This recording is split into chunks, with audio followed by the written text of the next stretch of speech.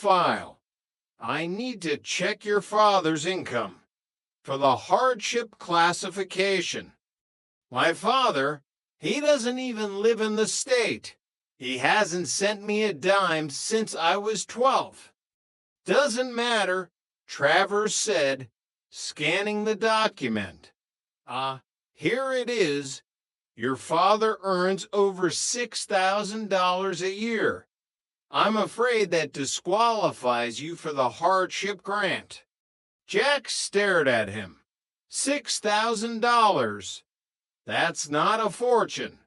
That's a used car and a lot of tuna fish.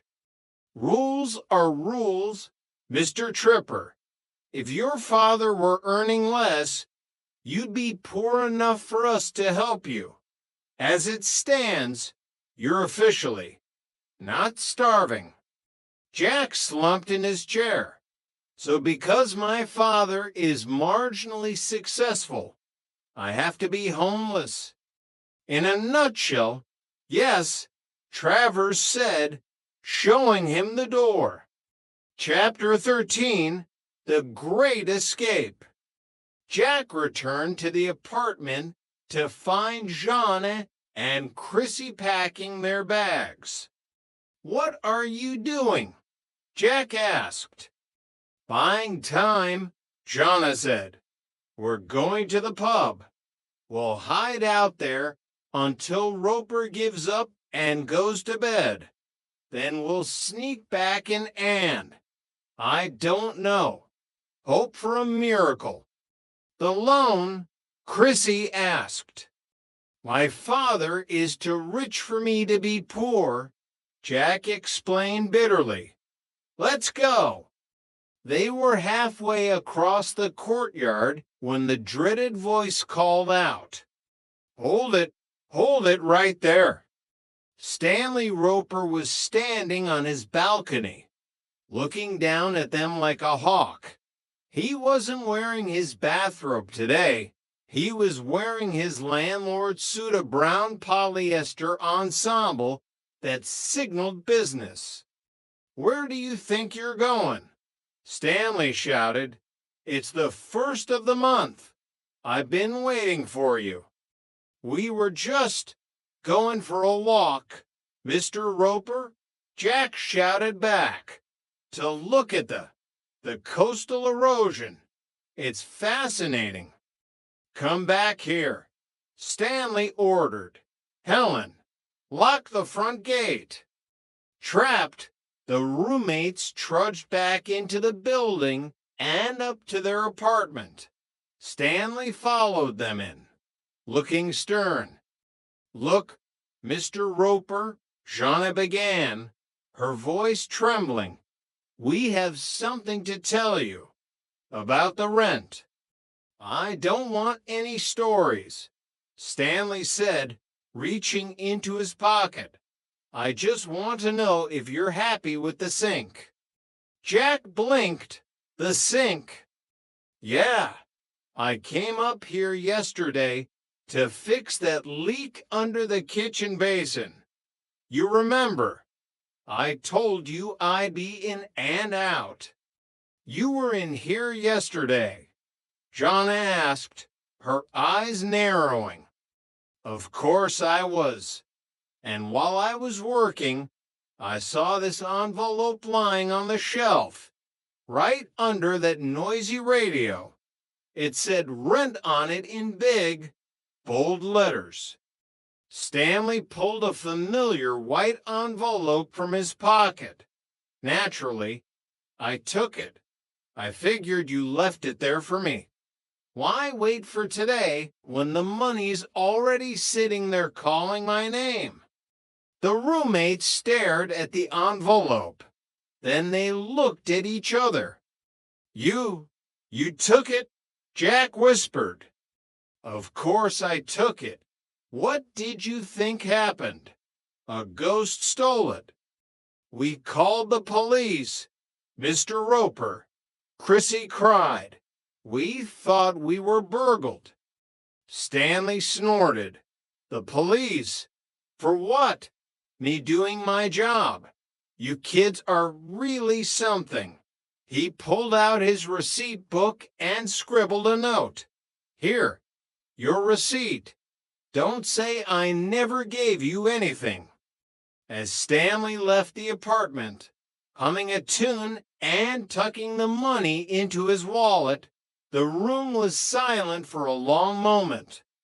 "He took it," Jonna said, sitting down heavily on the couch. "The burglar was our landlord.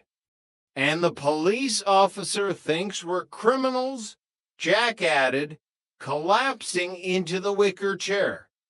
Chrissy looked at the empty shelf where the radio used to be. "Well," she said brightly, "at least we don't have to move out." Jack looked at the girls and began to laugh, a tired, hysterical sound that filled the room. "You're right, Chrissy. We're still here. We're broke. We're frauds. And we're the most safe household in Santa Monica." "One miracle at a time, Jack," Jonna said, smiling. "One miracle at a time." "Hey," Jack said, standing up. "Who wants to go to the Regal Beagle? I think Watchdog Jack earned a beer." "As long as Kong isn't there," Chrissy said. "Don't worry," Jack said, striking a heroic pose. "If he shows up, I'll just whistle. It sets off my steel plate." Chapter 14, The Morning After and the Spicy Pages. The morning sun filtered through the somewhat dusty blinds of apartment 201, casting slats of light across the floral wallpaper that Jonna had been so eager to replace. The previous night's celebration at the Regal Beagle had left them all a little groggy, but the lingering relief of having the rent paid, even if it was by the burglar landlord himself, was a better stimulant than any cup of coffee. Jack was the first one in the kitchen, shuffling around in his bathrobe and mismatched socks. He was humming a tune, his mind already drifting toward the culinary possibilities of the day.